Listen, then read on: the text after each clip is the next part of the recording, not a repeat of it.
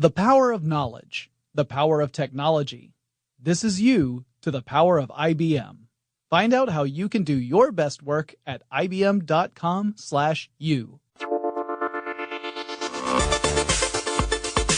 Get in touch with technology with Techstuff from HowStuffWorks.com. Hey there, and welcome to Tech Stuff. I am your host, Jonathan Strickland, and we pick up in the middle of a conversation that I was having with Shannon Morse. You heard the previous episode last week. If you haven't, go back, listen to that. It's all about how Hollywood is really bad at portraying hackers and hacker culture in a realistic way. And today we're going to talk more about some of the embarrassing examples out there in entertainment, as well as some of the really good ones. And we're going to start off with a conversation about a pair of movies that not only did a disservice to hackers, but also virtual reality. We joined the conversation, already in progress.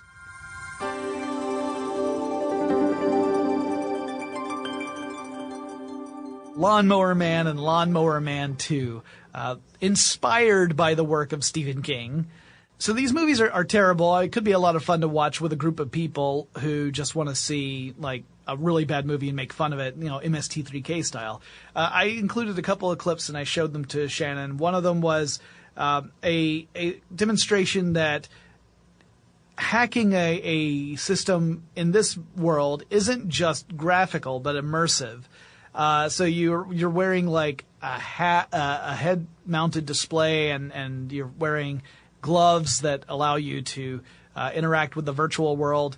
And so they're showing a character getting backdoor access to a system by slapping at hexagons inside this virtual space. So these hexagons are popping up in front of him, and he's slapping at them and eventually gets, access granted. Mostly it's getting access denied, but eventually access granted pops up.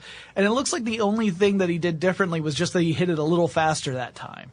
So in other words, it'd be equivalent to that NCIS scene we talked about earlier, where if you just type fast enough, you either hack in or you prevent a hack from happening. Obviously, this is not at all remotely realistic. But it is one of those where you look at and you could tell the screenwriter was saying, well, I want to show that this character who has found that he's very powerful in the virtual space can access a system. How can I do that in a way that's not just, it's over in a blink of an eye and there's no way to show it visually. So they created this sort of 3D display. This is one of those things we see in a lot of Hollywood movies where they try and visualize the navigating a secure system as like going through a maze. It happens a ton. And again, actually going through that maze of information that's located on a network is actually quite boring looking on camera. So they created this outright terrible virtual reality scene to actually give some kind of implementation, some kind of visual implementation to the people that are watching this movie. And it's pretty terrible. Yeah. It's definitely not how gaining access to a network would work. But I thought it was hilarious. Yeah, Lawnmower Man 2 also has a scene that's similar to that. The characters are looking at what is just an equation on a computer screen. So they're looking at this equation and trying to figure out how to get access. And one of the characters says that she can't get past the memory lock to access the chain.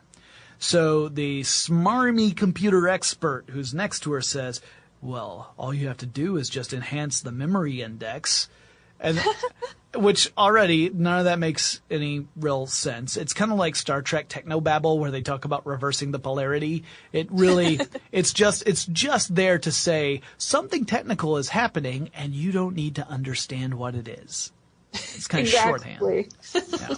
So then a little yellow ball appears on the screen, and the equation they're looking at, it starts to rotate and starts to turn on its side and become a three-dimensional maze again. So we get another example of accessing a system involves navigating through an actual three-dimensional maze.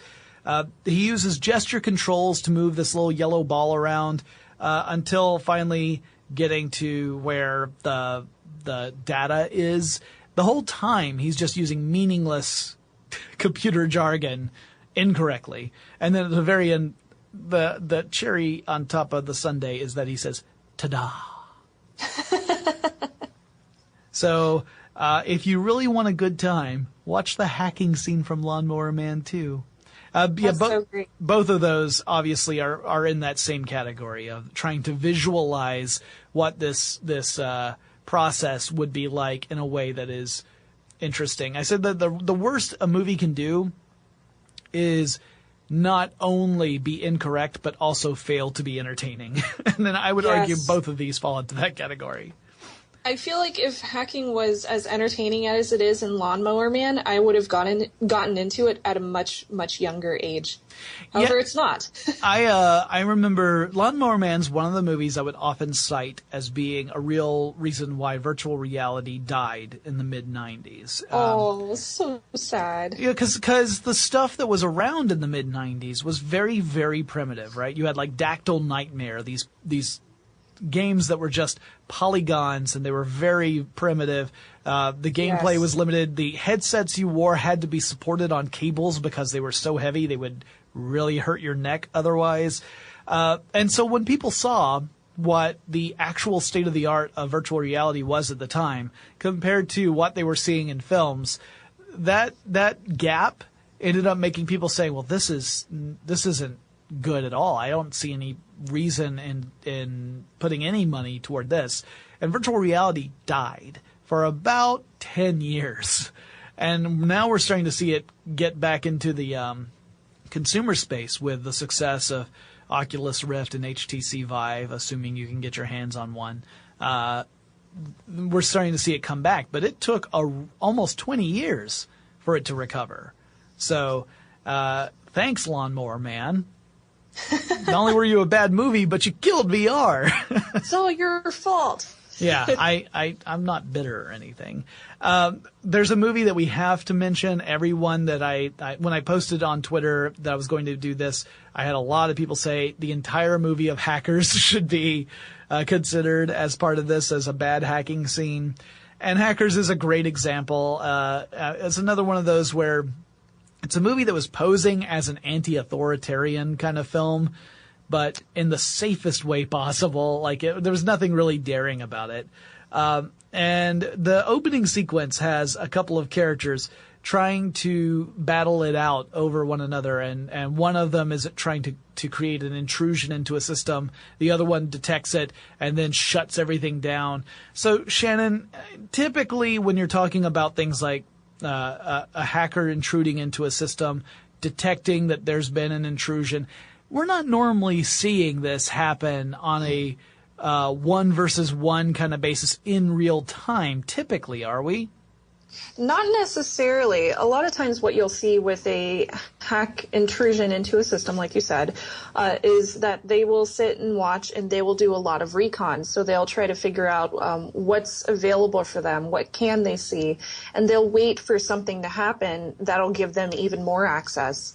And then if you have somebody that's working inside of that company that's being intruded upon, usually the first action that you will see is them trying to also collect information so they can find where this opening is, where this vulnerability is, and then they'll shut it down.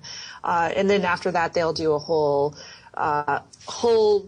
research report on it and try to figure out like who actually did it, and probably take it to enforcement agencies so that they can capture the person and hopefully get him charged.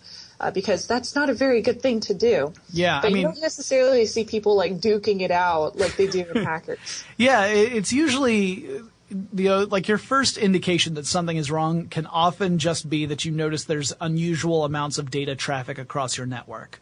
And right. you might say, well, why are we getting these spikes? If you're a savvy hacker, you're trying to mask your activity.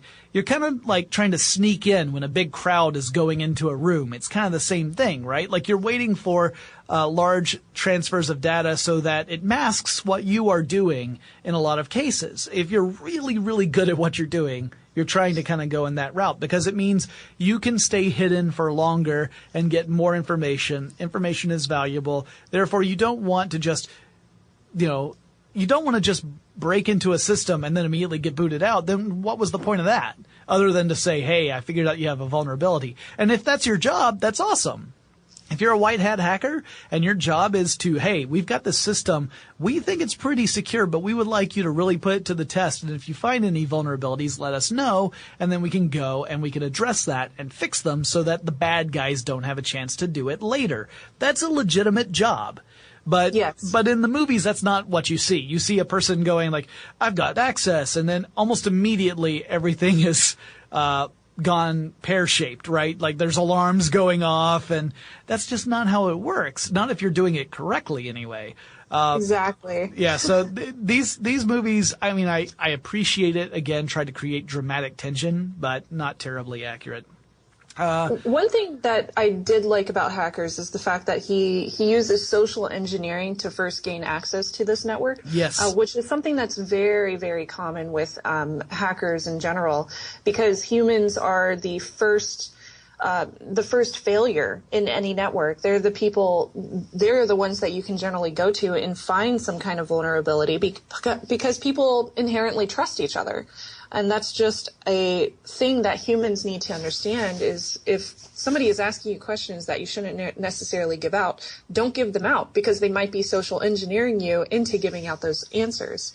Hackers also does a good job of pinpointing people towards real life hacker culture. For example, there is one scene in Hackers where they read off the Hacker Manifesto, which was originally found in a hacker magazine, which you can only find if you were a part of that culture.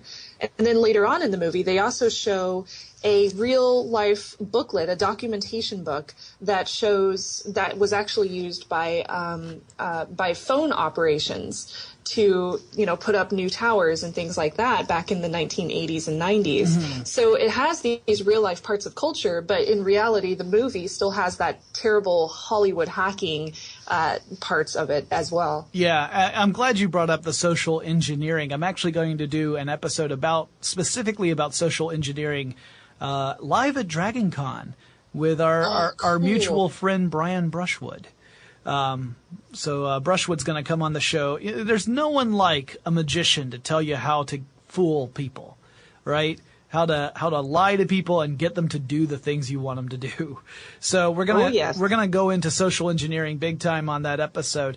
And I'm also glad you mentioned the things like the manuals. That definitely is a big part of hacker culture, going all the way back to those phone freak days, where again the hackers were not necessarily trying to take advantage of a system. They just wanted to know how it worked. They were fascinated by the way it actually performed. And so when you got a manual, suddenly you had an insight into it. Even if the manual didn't go into deep detail about how the system as a whole operates on the back end, it could give you enough insight, and then they start understanding, like, oh, wow, that's really cool that they have this system set up in such a way where they can route calls like this and they can dynamically change things over. And I'm glad you brought that up, because once again, being a hacker doesn't necessarily mean you're a terrible person at all. It may mean that you just have a deep curiosity that is only satisfied by learning how this stuff works, and it's not always easy to do.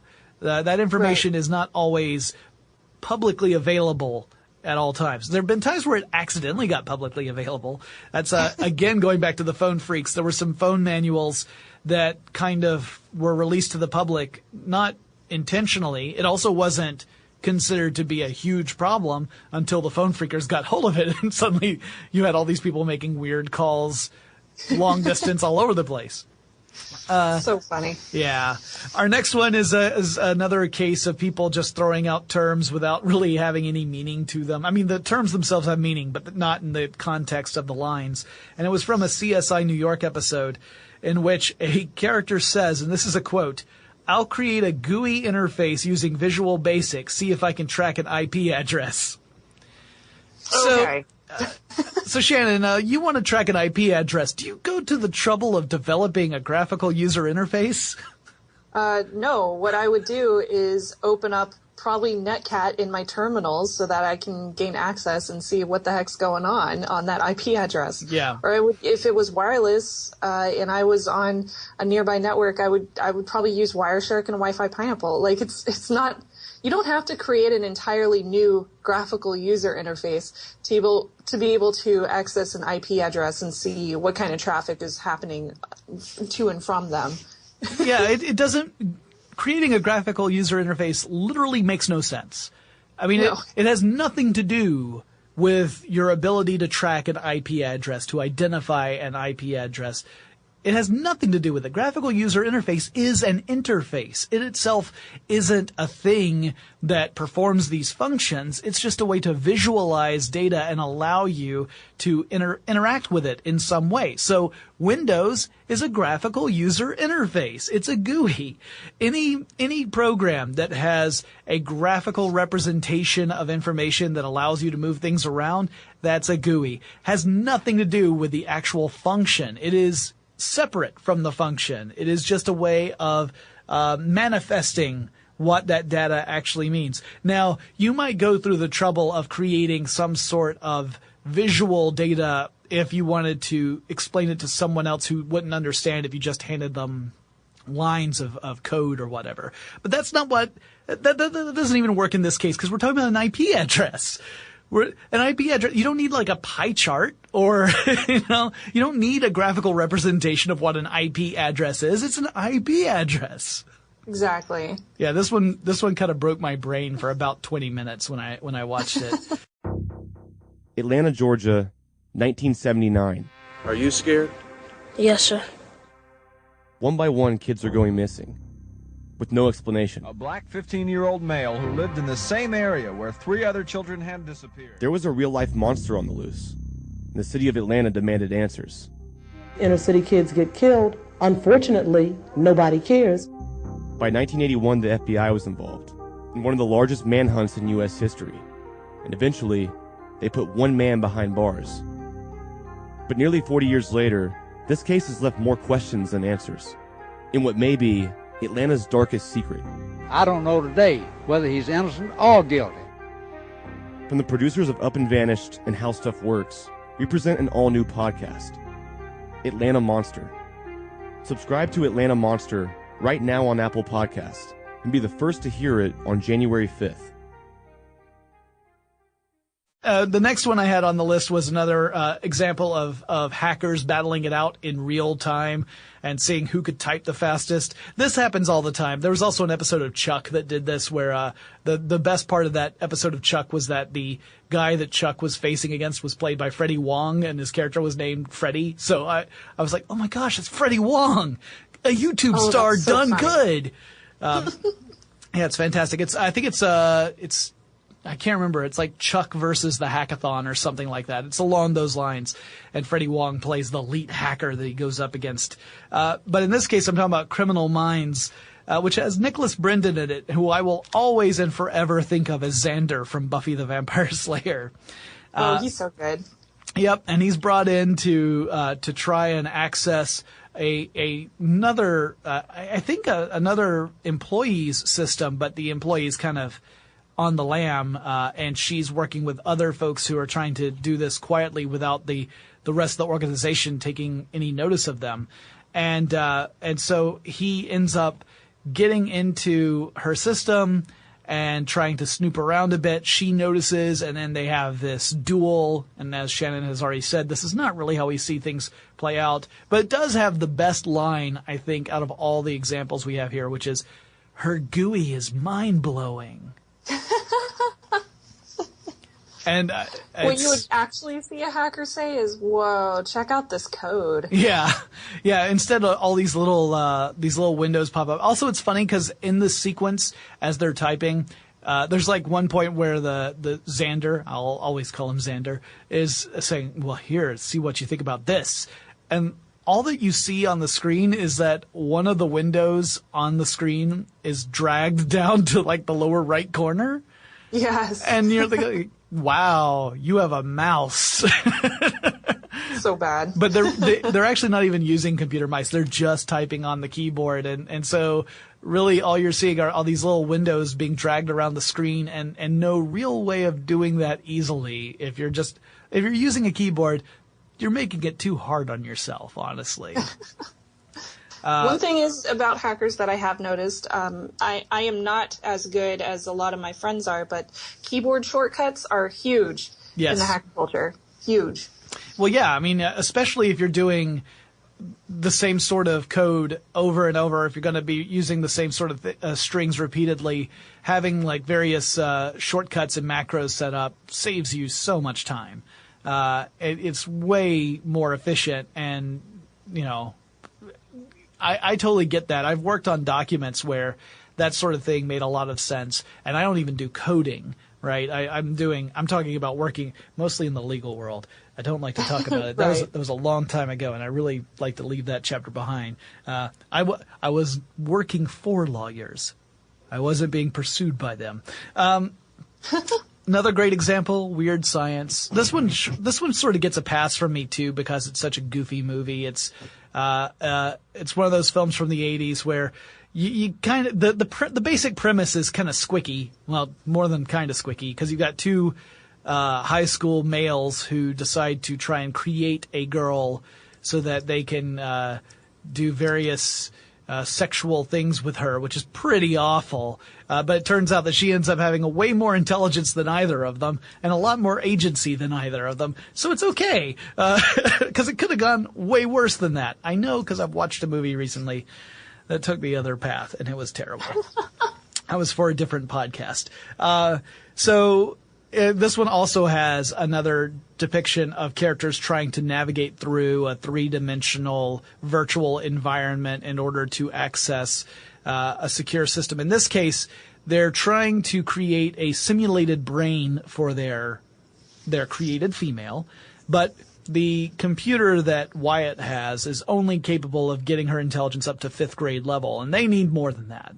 So they tap into some, as far as I can tell, unidentified government agency to get more computing power, which in this film is equated to electricity, I guess.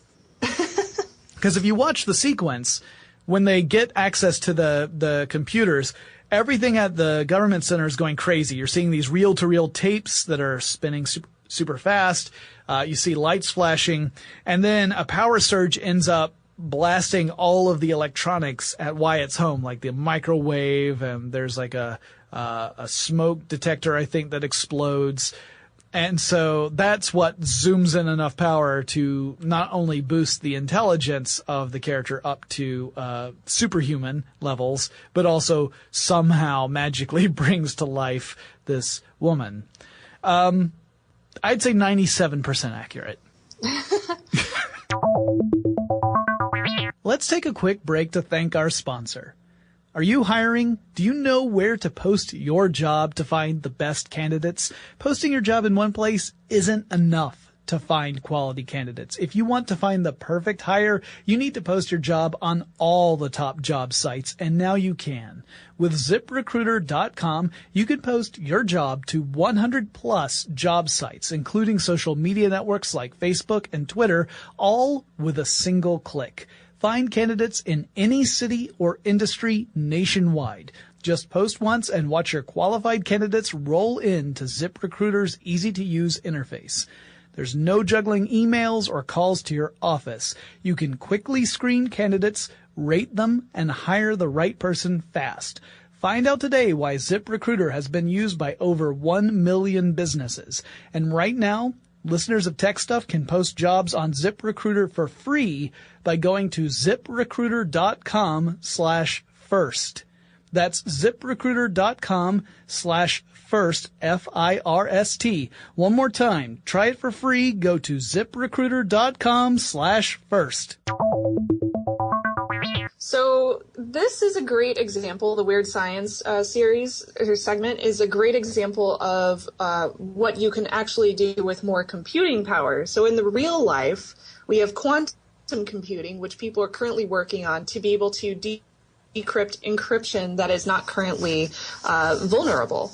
But that requires more computing power. That's what quantum computing is all about, not necessarily more electricity. Right. Yeah, quantum computing, using qubits, where you have quantum bits that represent not just a 0, not just a 1, but both, and technically all values in between, mean that you can complete calculations in parallel. And this is great for certain types of computing problems where you can have those parallel computing problems that are easily solved this way. Other computing problems are not parallel, and in those cases, a quantum computer is not necessarily going to be any better than a classical computer. In fact, it may be worse depending upon how many qubits the quantum computer has. If it has enough, then it'll chug along. But for those parallel problems, including encryption, quantum computers will transform our world. The encryption that we rely upon today will be trivial if you have a significantly powerful quantum computer, because it will be able to go through all the possible answers that are the basis for your encryption. Typically, we're talking about very large hashed numbers, and assign probabilities to them and figure out things like your encryption keys very, very quickly. So that is interesting, but as you say, it's not something that's done by pumping more electricity through a power line. Exactly. That would be a little simplistic. Our next example is, of course, the most famous one in my mind. It's the one that I spent an episode ranting about previously on Techstuff, so I won't go into too much detail. It is Independence Day. It's a kick butt movie. Yeah, I gotta tell you, if an alien race ever attacks us, I want Jeff Goldblum to develop the computer virus that we're going to put on their ship so that they can't attack us. So this is a great example because he was, without any prior knowledge, he was able to get a computer virus from his Mac laptop onto an alien spacecraft and be able to basically take him over and shut him down. Yeah, so there's so many things wrong with this. One, we cannot be certain that any intelligent alien civilization out there uses computers that remotely resemble the way our computers work. That's problem one. Problem two, we can't be certain that a virus that we would create for Earth-based computers would ever be transferable onto an alien craft. Problem three, we don't even know how we would do that, right? Do they have universal serial ports or something? How do you get your stuff, your program into alien technology? Even if it's wireless, the wireless protocols, those are things. We don't just have computers shooting off random radio waves. They have to follow very specific rules for computers to communicate with each other. Everything about this is wrong. And given the premise of this movie, I highly doubt that their alien technology would even remotely compare to ours. I'm sure that they would be much, much stronger and much more advanced than our own. Yeah, and some of the arguments are that, but see, the whole point of the movie is that the United States took technology from the aliens and used that to boost our own technology so that we would advance faster. And my thought to that is, how? Considering that all the technology that we rely upon today is based off of very, very, very well documented advances in engineering, none of which are so dramatic as to say, that's when the aliens arrived. This is so great. I love that one. Now, I included this next one just for you, Shannon, because I know that you are a lover of Japanese culture. And so I found a great anime scene from Tengen Toppa Gurren Lagann, Gurren Hen. And it involves a character going into a virtual world as a virtual avatar, runs through a maze, as we've seen before, finds a lockbox that apparently has the data he wants to get at, takes out a green glowing key, puts it in the lockbox, tries to unlock it, doesn't work. So what does he do? His virtual avatar headbutts the box repeatedly till it breaks open. He grabs hold of a red sphere, which represents the data he wants, and then his character eats the data, and that's how they analyze it. And boy, do I wish that's the way it worked. Oh, that's hilarious. I hope that it tasted good. Yeah. I mean, it is a virtual character, so I guess you could technically assume it tastes in any way you like it to taste. I watched this and I thought, well, this is delightful. It is, but it's also, again, not trying to play this as this is how real hackers are. This is obviously a fantasy sci-fi world, that we're looking at, but one of the most entertaining versions of that meme that I've ever seen.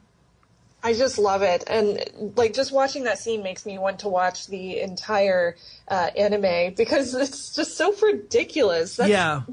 It's not how hacking works. It's like somebody trying to brute force, but their implementation of brute forcing is headbutts. Yeah, literal brute force. Like not putting password after password attempt through a password manager. Nothing like that. It's literally attacking a virtual box with a virtual headbutt. It's so wonderful. The last little bit I have on here, this one doesn't really count because it was done on purpose. But there was a segment on The Late Show with Stephen Colbert who had Michael Ian Black on. Michael Ian Black, who was in The State and tons of other stuff. And Michael Ian Black explained that he had dramatic acting chops that he felt he never got a chance to really exercise. He's known as a comedic actor. And that he always wanted, his dream role is that of a hacker on a police procedural show, because it meant that he could dress in nice clothes, sit down behind a desk, and everything he would do would seem really important. He says, it's a dream job. And so then they do a segment where Stephen Colbert's show gets hacked and Michael Ian Black comes back out to fight off against the hack. It is a send-up of all the tropes we've been mentioning so far in this episode. And if you have not seen it, I recommend going out and watching it because it's hilarious. My favorite part is the fact that he comes out with black lipstick on and these like biker gloves, which first off would be incredibly hard to type in. Yep. Wearing those gloves. And second off, like the hackers I know do not wear black lipstick, especially if they are male. Yeah, one of the first things he says is talking about how he's going to be typing, and that his typing will in no way be hampered by the fact he's wearing fingerless biker gloves. So he actually brings attention to that. And there's a funny moment. He's bent over Stephen Colbert's desk and he's typing furiously, not really typing. He's just slapping at the keyboard furiously. And then it becomes clear that his lines are on the screen, and he scrolled past them. And so he's like, I'm trying to find my line.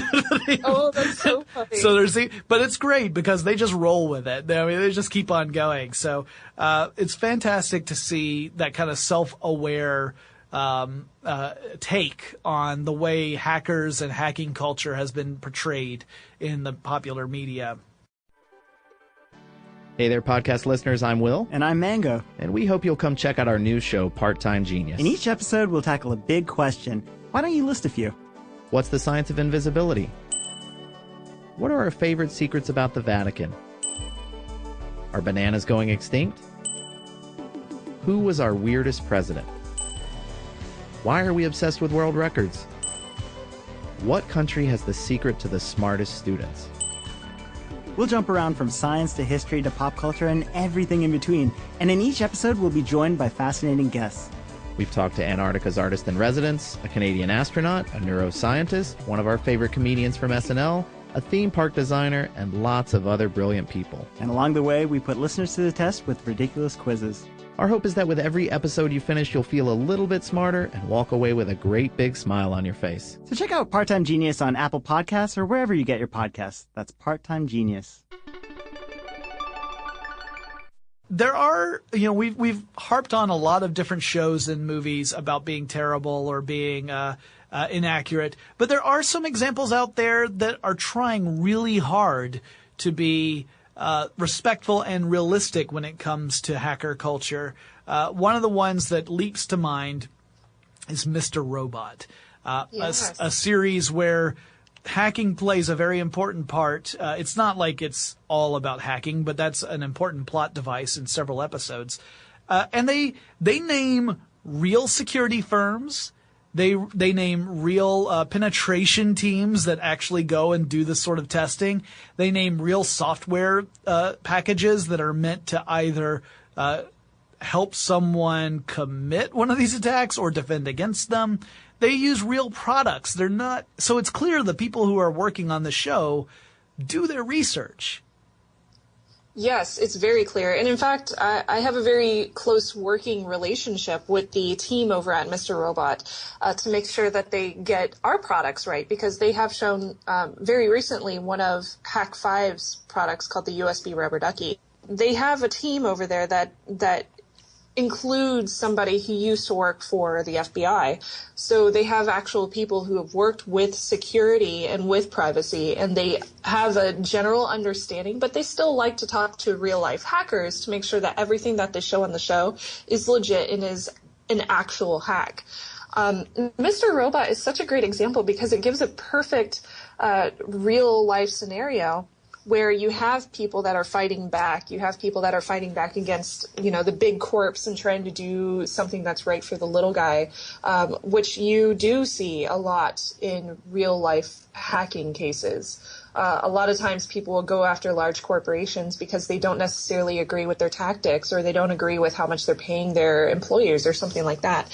So I love watching Mr. Robot because it gives me the chance to look at it and be like, oh, what they're showing right now is it's a real hack. Like, they're actually showing this to a huge fan base of people who wouldn't necessarily be interested in this kind of stuff unless they were watching a show. So I just love that they're bringing such a huge fan base into what we do on a day-to-day basis.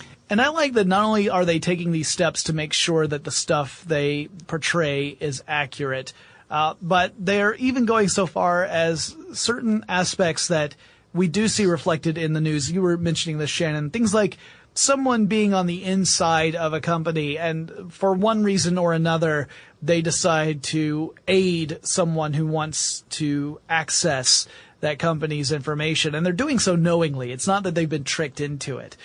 We see this where we have, they're hackers who, one of the best tools you can have is making friends with someone who's works for the company that you want to try and access, like you want to get into their system. And if it's someone who's disgruntled for whatever reason, maybe they were looked over for a promotion, maybe they don't like what the company is doing, maybe what the company's purpose is conflicts with their own ethical code, they might feel like helping someone out is the right choice. And even if they themselves are not the ones doing the programming or whatever, when it comes to it, they might be the ones who allow the access in the first place. We do see that in real life. And there are some times where we have to ask the question, like, was this someone from the inside, or was this someone who attacked from an external site? Again, going back to Sony, there's still a lot of argument about who ultimately was responsible for that. At the time, the two big arguments that were coming out was that it was either someone in North Korea who had done this, or someone who was in the pay of North Korea, like a state agent, in other words, or it was someone who used to work for Sony or was currently working for Sony, and they did not like something that happened, and so as a result ended up stealing a ton of information and dumping it online for public review. And then the North Korea part just became a great smokescreen for that person. Right. I saw that a lot of security experts, at least at the time, felt more inclined to believe it was the second possibility, that it was someone from the inside and not necessarily a state-sponsored attack. I don't know if that opinion ultimately changed. I've honestly lost track of the Sony story at this point because it kind of died down after that initial flare of controversy around all the different elements. Yeah, the interesting thing that I found about that is a lot of the friends that I have in hacker culture just move on because there are so many different hacks that you see in our day and age that they don't have time to go back and discuss the Sony hack. Mm-hmm. And disclaimer, I did do a bunch of videos for Signal by Sony, which was a different core company inside of Sony that was doing these shows that I was working with. It wasn't the entertainment one that got hacked, but I definitely went to them when I got that job, and I was like, you sure you want to hire me? Because that thing happened to you guys, and I'm kind of a hacker, so yeah, you okay awkward. with that? Yeah. So I'm pleased that Mr. Robot is out there. You were mentioning before we went on the recording, before we started recording, that Silicon Valley also typically does a pretty good job of portraying hacking in a realistic way. They do. So Silicon Valley actually hired one of my friends, Rob Fuller, who you can see in the credits of several of their episodes, to give them a good overview, a good synopsis of what they should be showing on their show and what would be fake, what would be called out. So he helped, and he's actually a penetration tester. He does this as his day job, and he's been doing it for, a couple of decades, I believe. So he was the perfect person for them to go to say, is this right? Is this correct? Can you actually build a script for us to show on camera so that we don't get called out by our fan base? A lot of which is going to be those Silicon Valley, gurus that actually do coding on a day in, day out basis.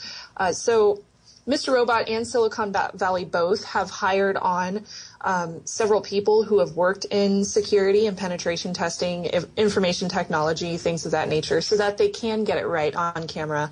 And I think that's very important because what we're finding in this genre, in this career path, is that there's a lot of people who lose interest very, very quickly in it because it is hard, it is ever-changing, and it's complicated.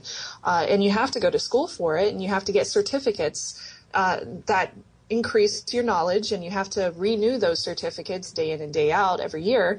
So it's expensive to stay in this career too. Hopefully you get a company or get a job with a company that, will pay for those certificates for you.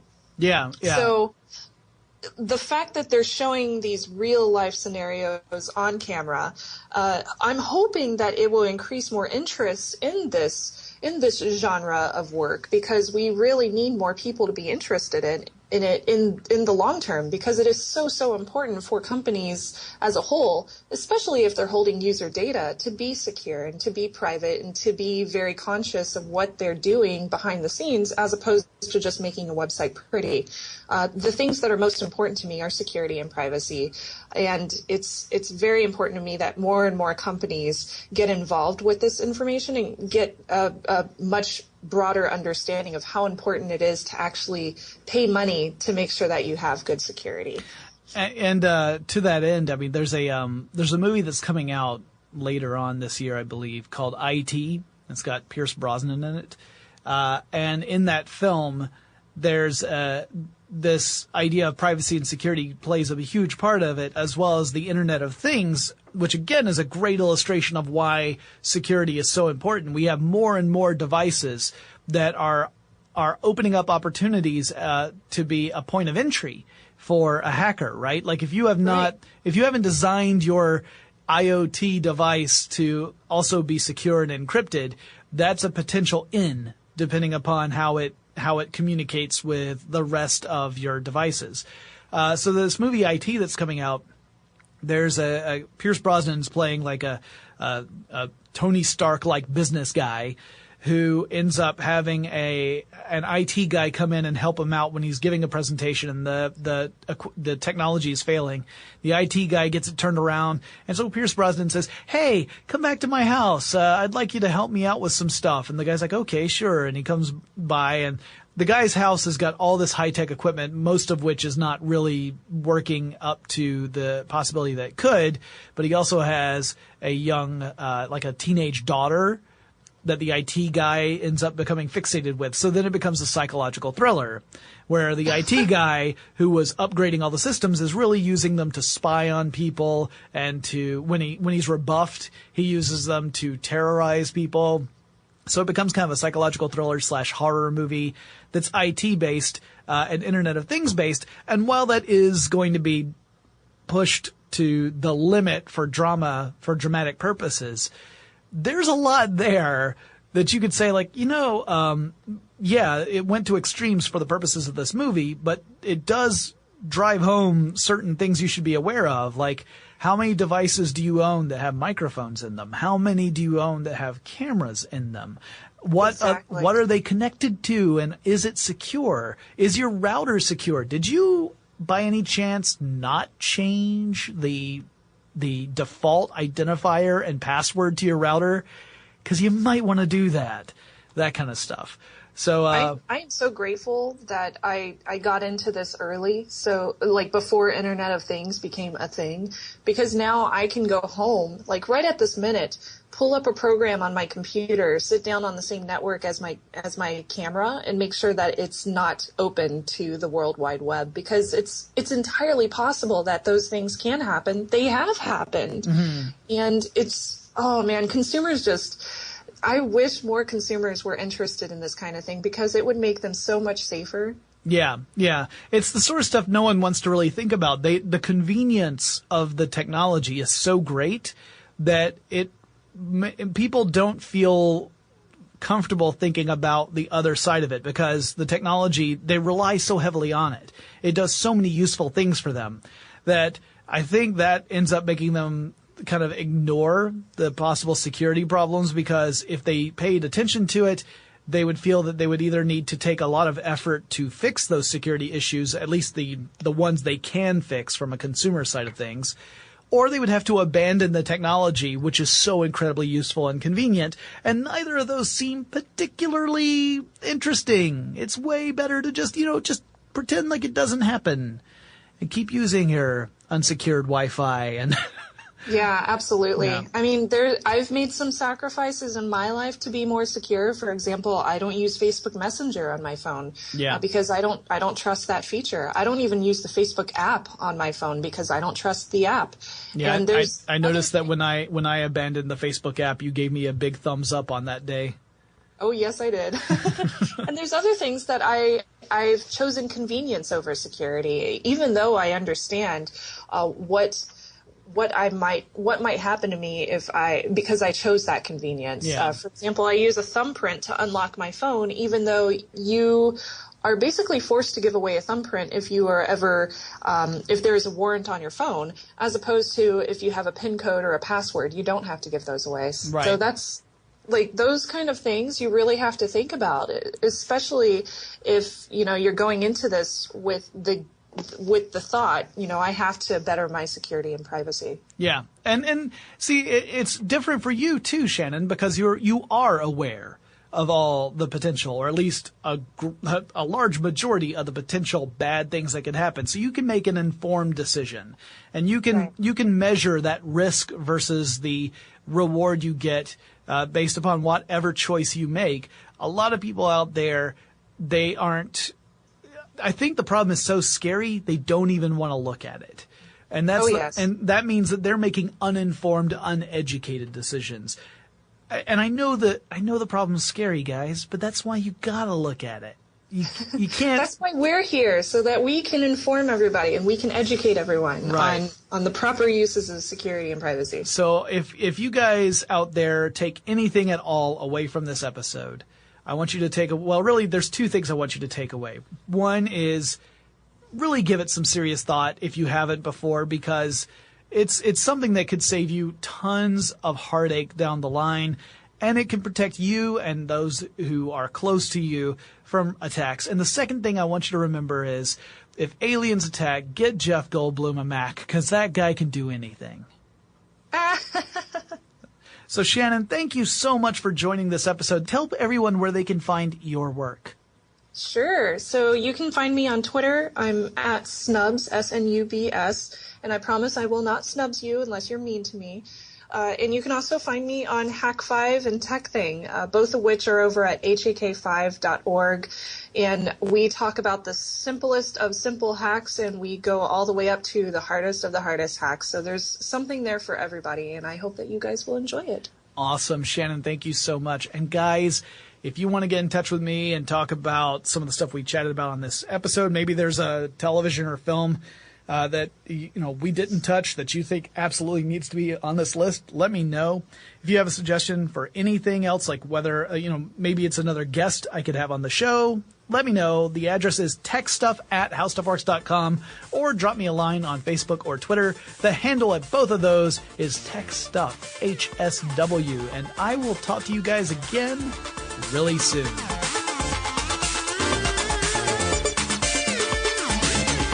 For more on this and thousands of other topics, visit howstuffworks.com.